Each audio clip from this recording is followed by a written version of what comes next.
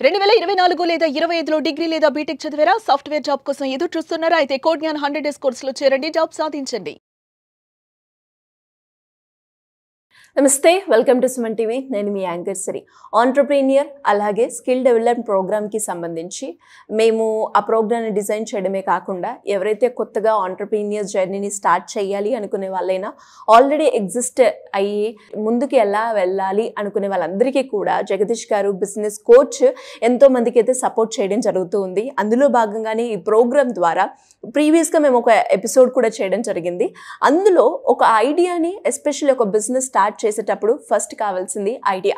మరి ఆ ఐడియాని ఎలా స్టార్ట్ చేయాలి అంటే మనకి రకరకాల ఆలోచనలు అయితే వస్తూ ఉంటాయి. కరెక్ట్గా ఇది బిజినెస్ ఐడియానే అని మనం ఎలా గుర్తించవచ్చు? ఈరోజు దీని గురించి క్లారిటీగా మనకి ఇన్ఫర్మేషన్ ఇవ్వడానికి జగదీష్ గారు ఉన్నారు. అడిగి తెలుసుకునే ప్రయత్నం చేద్దాం. నమస్కారం సార్. నమస్కారం అమ్మా. చాలా మందికి కూడా బిజినెస్ చెయ్యాలి అని అనుకుంటూ ఉంటారు. బిజినెస్ చెయ్యాలి అన్నప్పుడు ఫస్ట్ గా గుర్తు రావాల్సింది ఒక ఐడియా. సో ఆ ఐడియాని ఎలా మనము ఇది కరెక్ట్ అని ఎలా తెలుసుకోవచ్చు అంటారు? అదే దాన్ని మంచి వ్యాపార ఆలోచన. ఇవాళ మన సబ్జెక్ట్ పేరు మంచి వ్యాపార ఆలోచన, దాని లక్షణాలు. సో మంచి వ్యాపార ఆలోచన అంటే అసలు మంచి అనేది ఏంటి? అసలు ఆల్ స్టేక్ హోల్డర్స్కి మంచి జరిగితేనే అది మంచి వ్యాపార ఆలోచన. ఆల్ స్టేక్ హోల్డర్స్ అంటే ఎవరు? ఒక వ్యాపారం చేయాలంటే ఎవరెవరు ఉంటారు ఆలోచన? సో కస్టమర్స్ ఉంటారు కదా, తర్వాత వెండర్స్ ఉంటారు కదా, ఎంప్లాయీస్ ఉంటారు కదా, తర్వాత ఫ్యామిలీ మెంబర్స్, ఇప్పుడు వ్యాపారం చేసే వాళ్ళ ఫ్యామిలీ మెంబర్స్ కూడా ఉంటారు కదా, తర్వాత బ్యాంకర్స్ అప్పు ఇచ్చిన వాళ్ళు ఉంటారు కదా, కన్సల్టెంట్స్ ఉంటారు కదా. సో ఇట్లా ఈ ఎకో సిస్టంలో ఎంటర్‌ప్రెన్యూర్‌షిప్ ఎకో సిస్టమ్ అంటాం దీన్ని. ఈ ఎంటర్‌ప్రెన్యూర్‌షిప్ ఎకో సిస్టంలో అందరికీ మంచి జరిగేదే మంచి వ్యాపార ఆలోచన.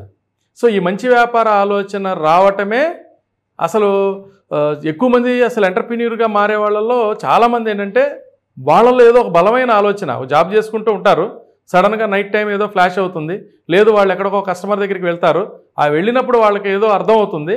ఆ అర్థమైనప్పుడు దాన్ని ఆధారంగా తీసుకుని అరే ఇగో పలానా చోట వీళ్ళు ఈ ఏదో ఒక డిఫరెంట్ స్వీట్ ఎవరో అమ్ముతున్నారు అనుకో, అరే ఇది కూడా మనం కూడా అమ్మితే ఎలా ఉంటుంది, బాగుంటుంది అనే ఒక లెక్కతో. సో బేసికల్గా ఒక మంచి ఆలోచన అని చెప్పాలి అంటే వ్యాపారంలో ఒక ఎంటర్‌ప్రెన్యూర్‌షిప్ ఆవిష్కరణ జరగాలి అంటే ఒక 3 బేసికల్గా ప్రైమరీ ఉండాలన్నమాట. ఆ ఆలోచన ఎలా పుట్టుద్ది అంటే ఎంటర్‌ప్రెన్యూర్‌షిప్లో ఒక సమస్య అనేది మనం ఐడెంటిఫై చేయాలి. ఇప్పుడు మన ఓలా, ఊబర్ ఇవన్నీ ఉంటే కార్లు ఇంతకుముందు మనం బుక్ చేసుకోవాలంటే కొంచెం ఇబ్బందిగా అనిపిస్తూ ఉండేది. మనం కాల్ చేయటం, బుక్ చేయటం, వాళ్ళ గంటకు రావటం, రాకపోవటం ఇలా జరిగేది కదా. సో అది ఒక ఆలోచన, ఒక సమస్య. అది ఆ సమస్యకి పరిష్కారం మనం కనుక్కొని ఉండాలి. అంటే వాళ్ళు ఏం చేశారు, ఒక సాఫ్ట్వేర్ అవన్నీ తయారు చేశారు. పరిష్కారం దానివల్ల ఏమవుతుంది, మనం ఇట్లా నొక్కగానే మన 5 నిమిషాల్లో 3 నిమిషాల్లో మనం పికప్ చేసుకున్నారు, వెళ్తున్నారు, పేమెంట్ కడుతున్నాం, అయిపోతుంది. సో కార్లు ఉన్నాయి, ఇంతకుముందు మనుషులు ఉన్నారు. బట్ చాలా కార్లు ఖాళీగా ఉండేవి, ఎందుకంటే వాళ్ళు రీచ్ అయ్యేవారు లేరు.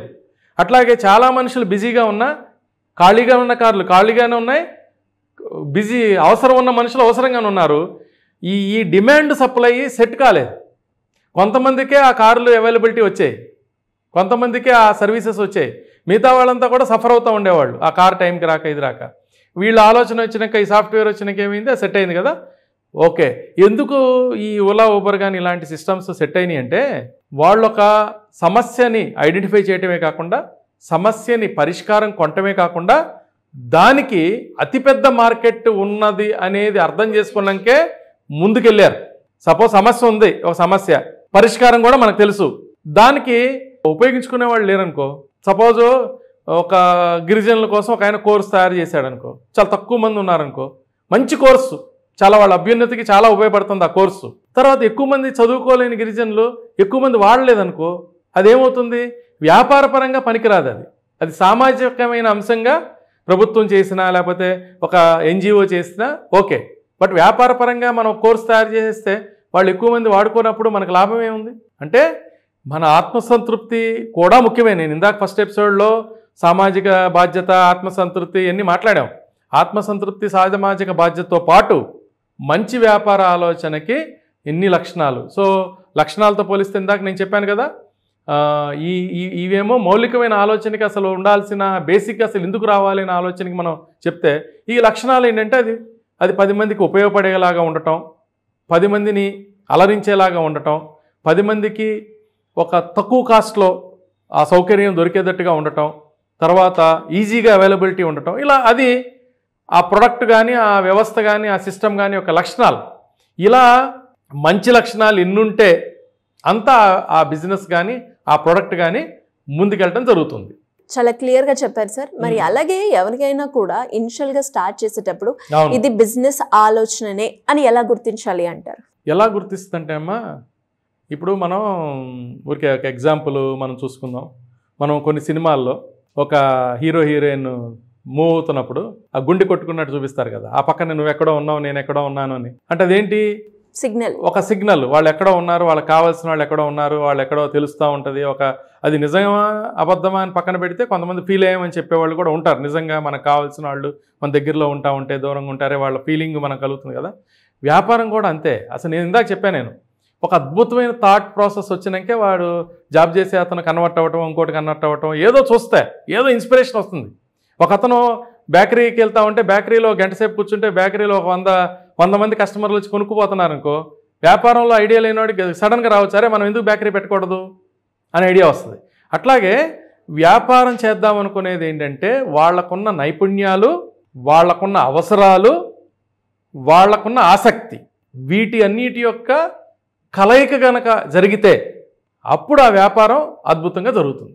అంటే మీరు అన్నారు కదా సార్, కొన్ని క్వాలిటీస్ అయితే కావాలి బిజినెస్ చేసే వాళ్ళకి అని. అవును. సో ఎలాంటి క్వాలిటీస్ అనేవి ఒక బిజినెస్ స్టార్ట్ చేసే వాళ్ళకైనా లేదంటే ఆల్రెడీ చేస్తున్న వాళ్ళకైనా బిజినెస్ ఆంటర్‌ప్రెన్యూర్ ముందుకు వెళ్ళాలి అన్నప్పుడు ఎలాంటి క్వాలిటీస్ ఉండాలి అంటారు? క్వాలిటీస్ అనే సబ్జెక్టు మళ్ళీ మన ఎపిసోడ్స్లో మాట్లాడుకుందాం. బట్ ఇప్పుడు ఈ నిమిషానికి కొన్ని నేను క్వాలిటీస్ చెప్పగలిగే క్వాలిటీస్ ఏంటంటే, ఫస్ట్ వాళ్ళకి మానసిక దృఢత్వం ఉండాలి, మానసిక స్థిరత్వం ఉండాలి, స్టెబిలిటీ ఉండాలి, మెంటల్ స్టెబిలిటీ ఉండాలి. తర్వాత స్పష్టత ఉండాలి, ఏం చేద్దాం అనుకుంటున్నారు, వాళ్ళు ఏం చేస్తున్నారు, తర్వాత వాళ్ళు కస్టమర్కి ఏమి ఇద్దాం అనుకుంటున్నారు అనే దాని మీద ఒక కమిట్మెంట్ ఉండాలి. వాళ్ళకు ఒక ఏం చేస్తున్నామో, ఒక డెలివరీ మనం ఏమి ఇస్తున్నామో, మన ఫైనల్ కస్టమర్కి ఏం లాభం జరుగుతుంది అనే దాని మీద అతనికి ఒక కమిట్మెంట్ దాని మీద. అట్లాగే వీళ్ళకి ఒక మంచి సబ్జెక్ట్లో వెళ్ళటానికి కావాల్సిన హంబుల్నెస్ ఉండాలి. అంటే జనరల్గా పొగరు అంటే ఆత్మవిశ్వాసం ఉంటుంది. నేను చాలాసార్లు చెప్తాను, ఒక ఈగో కొంచెం ఎక్కువ పాళ్ళలో ఉంటేనే మన ఎంటర్‌ప్రెన్యూర్ అవుతారని కూడా చెప్తా ఉంటాను నేను. సో అంటే ఆ ఈగో పాజిటివ్ ఈగో, అది ఊరికే తలదన్నే అహంకారం కాదు. సో ఆత్మవిశ్వాసము, ఆత్మావలోకనము, తర్వాత స్టెబిలిటీ, ఇవన్నింటి ఉంటూ చక్కగా వాళ్ళకు ఒక హంబుల్నెస్ కనుక ఉంటే, అందరినీ కలుపుకుపోగలిగే ఇది ఉండాలన్నమాట, అన్ని ఓర్చుకోగలిగే స్వభావం ఉండాలి, ఆ లీడర్షిప్గా మార్గదర్శకత్వం చేయగలిగే పరిస్థితి ఉండాలి. సో ఇంకా ఈ స్కిల్స్లో ఏంటంటే ఆర్గనైజేషనల్ స్కిల్స్ చాలా ఎక్కువ ఉండడం అవసరం. తర్వాత క్రియేటివ్ స్కిల్స్, సృజనాత్మకత, ప్రాబ్లమ్ సాల్వింగ్ స్కిల్స్, తర్వాత క్రైసిస్ మేనేజ్మెంట్ స్కిల్స్, ఇలాంటి స్కిల్స్ అన్నీ కూడాను వీళ్ళు ఉంచుకుంటే చాలా బాగుంటుంది. అయినా కూడా మళ్ళీ మనం ఇందాక చెప్పుకున్నట్టు ఏంటంటే ముందు ఎపిసోడ్స్లో ఎక్కువ సార్లు ఈ డిస్కషన్ జరుగుతూ ఉంటాయి కాబట్టి, సో టోటల్ ఎపిసోడ్స్ అయ్యేటప్పటికి ఏంటంటే ఒక క్లారిటీ మనం చూసే ప్రేక్షకులకి ఈజీగా వస్తుందమ్మా. అంటే ఎలా సార్, ఇంకా ఎవరికైనా కూడా బిజినెస్ పరంగా డౌట్స్ ఉంటే మిమ్మల్ని అప్రోచ్ అవ్వాలి అంటే ఏ విధంగా ఉంటుంది? ఇదేనమ్మా, ఇప్పుడు మనది ఏదైతే స్క్రోలింగ్ అవుతుందో నెంబరు, ఈ స్క్రోలింగ్ కనుక వీళ్ళు మాట్లాడగలిగితే మనం అపాయింట్మెంట్ ఇస్తాము. అపాయింట్మెంట్లో చాలా రీజనబుల్గా మనకి ఫీజు ఉంటుంది. సో వాళ్ళు ఫోన్ల ద్వారా కానీ మనని హైదరాబాద్లో మన ఆఫీస్లో 1-to-1 కానీ వచ్చి కలవచ్చు. సో వాళ్ళకి మంచి గైడెన్స్ ఇద్దాం. తర్వాత మనము అతి తొందరలో మనం ఆన్లైన్ సెషన్స్ కూడా, మన వర్క్షాప్స్ కూడా మనం పెట్టబోతున్నాం. అట్లాగే ఆఫ్లైన్ వర్క్షాప్స్ కూడా పెడతాం. మనం ఒక డే మొత్తం కూడా మనం ఈ నెలలో కానీ వచ్చే నెల first week or October 15th లోపల మన ప్రోగ్రామ్ ఉంటుంది. సో అవన్నీ కూడా మన స్క్రోలింగ్ ద్వారా, సో మన ఎపిసోడ్స్, నాకు సంబంధించిన ఎపిసోడ్స్ ఏ ఎపిసోడ్ చూసినా కూడాను వాళ్ళ స్క్రోలింగ్లో వాళ్ళ డీటెయిల్స్ రిజిస్ట్రేషన్ కనుక చేసుకోగలిగితే చక్కగా మన ప్రోగ్రామ్స్ అన్నింటినీ వాళ్ళు యాక్సెస్ చేయొచ్చు. Thank you sir, thank you so much. Thank you అమ్మా, థ్యాంక్ యూ. సుమన్ టీవీలో మీ పర్సనల్ అండ్ బిజినెస్ ప్రమోషన్స్ కోసం కింది నెంబర్కి కాంటాక్ట్ చేయండి.